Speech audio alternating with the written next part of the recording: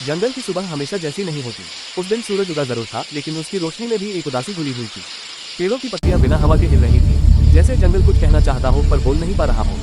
उसी जंगल के बीचों बीच एक बूढ़ा हाथी खड़ा था। उसकी आंखें बड़ी थी पर उनमें ताक नहीं, बस बीते दिनों की थकान और दर्द भरा था। वह जंगल का सबसे पुराना जानवर था, जिसने कई मौसम देखे थे, कई जानवर आते जाते देखे थे, लेकिन आज पहली बार वह खुद को अकेला महसूस कर रहा था। कुछ ही दूरी पर एक छोटी हिरनी अपने बच्चे को चुप कराने की कोशिश कर रही थी।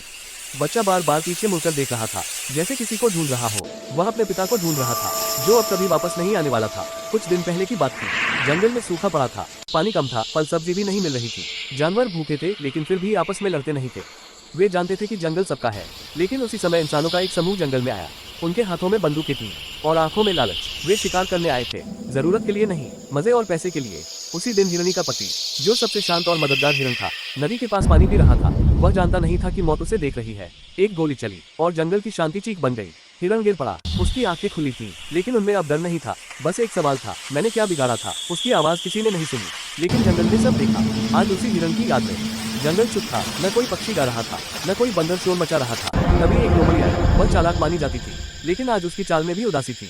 उसने हिरनी से कहा, तुम अकेली नहीं हो, ये जंगल तुम्हारे बच्चे को भूखा नहीं मरने देगा।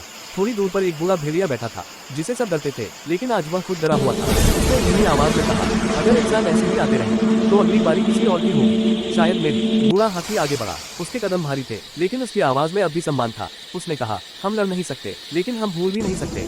ये जंगल हमारी सांसों से बना है, और अगर सांसें खत्म होंगी तो जंगल भी मर जाएगा।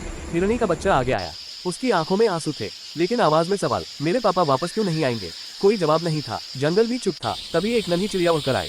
उसने बच्चे के सिर पर बैठते हुए कहा, तुम्हारे पापा गए नहीं हैं, वे इस जंगल की मिट्टी में हैं, इस हवा में हैं, और हर उस जानवर में हैं जो अभी जिंदा है। उस दिन जानवरों ने तय किया, वे एक दूसरे का ख्याल रखेंगे, कम खाने पर भी बांटेंगे, कमजोर को अकेला नहीं छोड़ेंगे। कई दिनों बाद फिर इंसान आए, लेकिन इस बार जंगल अलग था। जानवर भागे नहीं, शोर मचाया, पेड़ों से आवाजें आई, पक्षी आसमान में मंडराने लगे।